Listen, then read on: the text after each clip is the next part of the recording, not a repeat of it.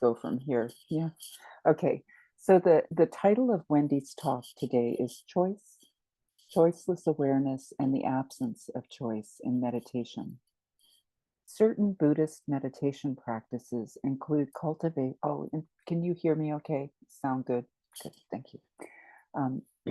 Certain Buddhist meditation practices include cultivation of what is called choiceless awareness.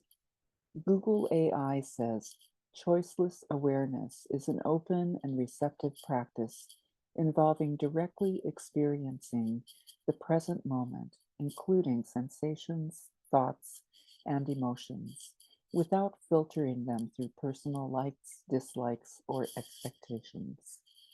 No judgment or attachment, acknowledging what arises without evaluating it as good or bad, right or wrong.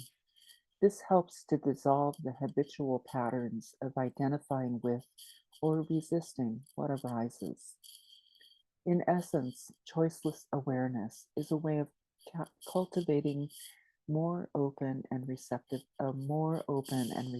mind, allowing for deeper understanding and a greater sense of freedom from the limitations of the self.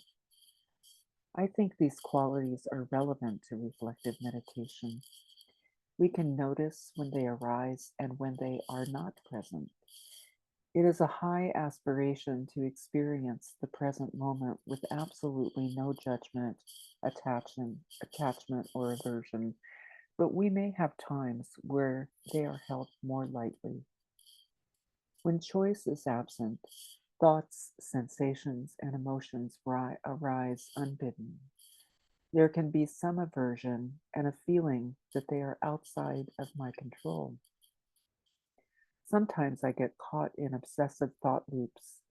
They can be annoying or boring, but relatively benign, such as a repetitive jingle from a commercial or a song that becomes an earworm. I can also get caught up in emotional or physical pain, coupled with a strong sense of aversion and wanting it to go away. It can be difficult to have any sense of separation or perspective at these times. It is like meditation is happening to me without my consent. I strongly identify with the pain. Thoughts have the potential to cause harm if they are continuously negative and judgmental. If I get caught up in thoughts of self loathing, blame, or high anxiety, it can be unkind or even harmful to force myself to stay with them. Nelly says, quote, meditation can evoke trauma, end quote, and we need to remember that we have permission to shift the focus of the meditation or end the meditation. And then when we feel safe, we can reflect back on it or try to sit again. It is also helpful to request a dialogue with a teacher if you are having a difficult time navigating meditation. Once I notice what is happening in my meditation, I have several choices. I can choose to let disturbing thoughts run for a while, because from experience I have learned that they will likely drop away or morph into something else. They may even be followed by a more tranquil state. In this way, I learn to better tolerate difficult mind states, although it cannot be forced. Other times, negative thoughts keep running like a skipping record, and I make a conscious decision to shift focus because I don't want to spend the next 20 minutes of meditation rehashing them. Choiceless awareness and reflective meditation.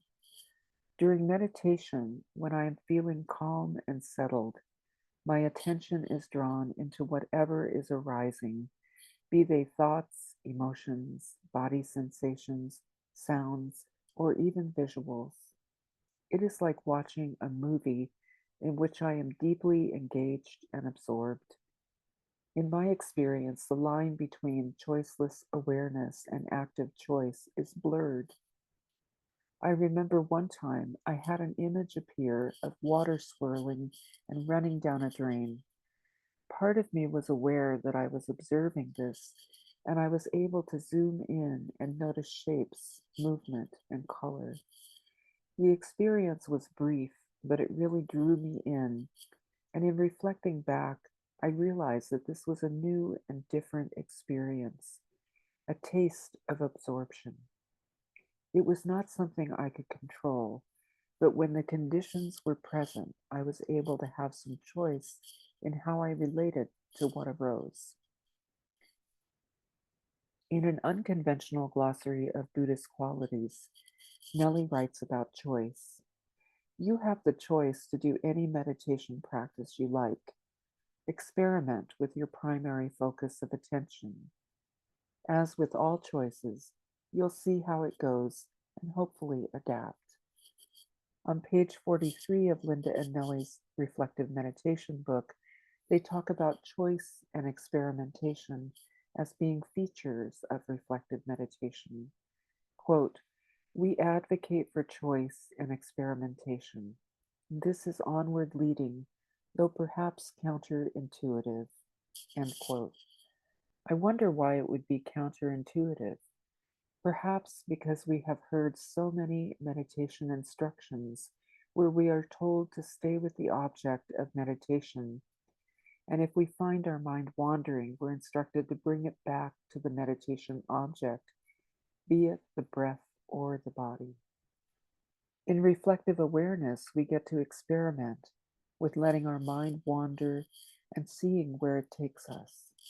We are not compelled to stay with the body and the breath, but can return to them at our leisure. We may meditate through strong emotions. I'll start that again. We may meditate through strong emotions, which we can only tolerate for a few moments. Other times, we are capable of observing how the emotions manifest in our body, how they shift, how they are not solid or static, but can be permeable and changing. We learn that we don't have to identify with emotional states such as, quote, I am anxious or I am angry, end quote. We begin to see them as less personal, less entrenched. Is there a moment when these thoughts or emotions are absent or where the mind has naturally focused on something else? How much choice do we really have? Pardon me. So much comes up during my meditation unbidden, and in life as well. So much shows up which I never asked for. I can spend an hour reading the morning news and feel irritable, anxious, and depressed about things that are out of my control. And yet, there are still choices to be made. We may not be able to make immediate changes in society, but we can choose to act with respect, interest, and kindness towards the people we encounter and towards ourselves.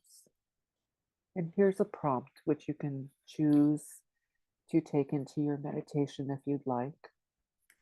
What choices have you made during your meditations? Do any of the qualities of choiceless awareness seem relevant to your experience in reflective meditation? And what have you done when things come up in meditation that you did not choose? And that's the end of the Dharma talk.